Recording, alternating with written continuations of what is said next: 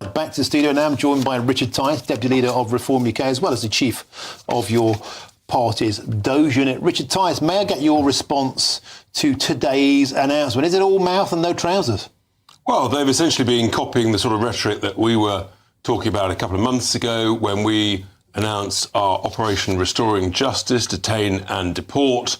But everybody knows that it won't have the backing of a significant chunk of the Labour Parliamentary Party, and it won't get past the human rights lawyers, our own Supreme Court and the European Court of Human Rights. And that's why, for all the noise, all the bluster, this will make no difference whatsoever. You have to leave the European Convention on Human Rights.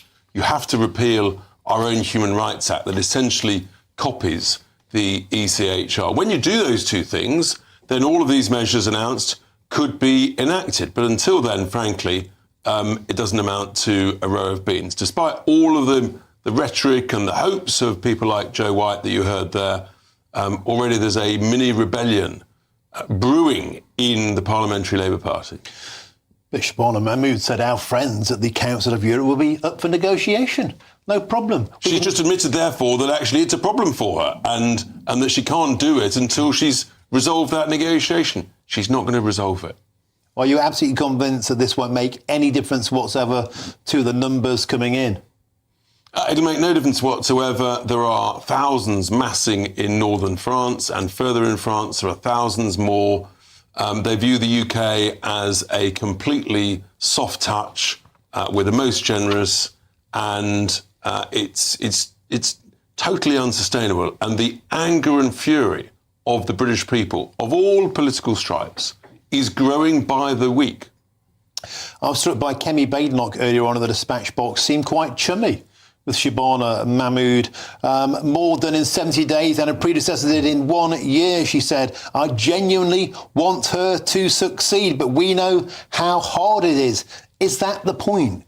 The same pitfalls, the same problems will await this plan as awaited the Conservative Rwanda plan. Well, because neither of them were prepared to leave the ECHR. And what you've seen actually in today's response by the Conservatives is just proof that they are the uniparty. They're essentially two sides of the same coin, and they just won't deliver it because they won't do what is absolutely vital in order to secure these removals. Richard Tice, you gave a press conference earlier on this morning. Your DOGE unit has announced savings of some £300 million since the May elections and a huge amount of potholes, 136,000 potholes, well over 500,000 square metres of roads resurfaced, repatched in various counties, and also reinforcing the message we can make huge savings on the mismanagement of the local government pension schemes.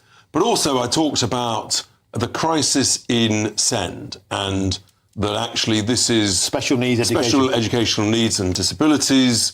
We want to make sure that the outcomes for the most deserving children who need the greatest extra help and provision, of course we all want that, but tragically the system as it's working at the moment isn't working, and everybody accepts outcomes are getting worse. Every child is being let down.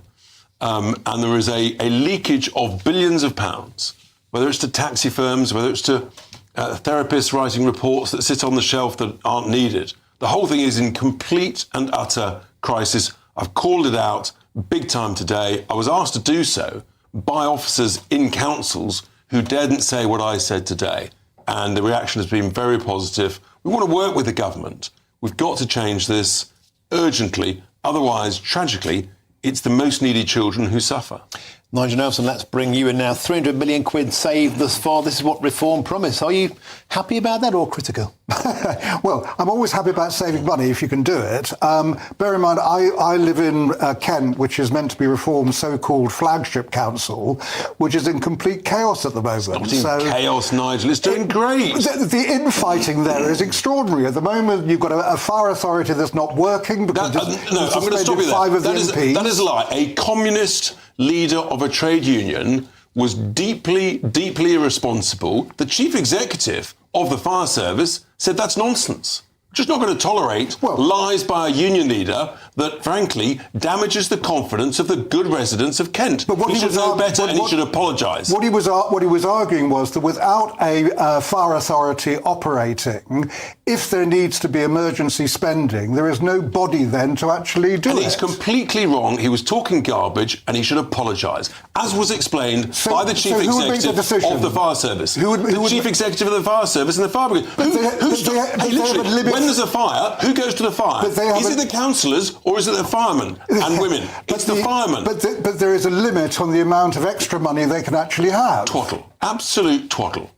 Well, there is a limit on that's what you have a fire authority for, that if you need emergency spending... And the fire authority, with the chief exec, they will do it, and if there's a requirement for any extra resource, of course the council will deal with it. But five councillors on the fire authority are gone. You suspended them. The scaremongering from that union leader was utterly disgraceful. I think it damaged the confidence of residents in Kent. He should be ashamed of himself. If he doesn't apologise, frankly, the man should resign.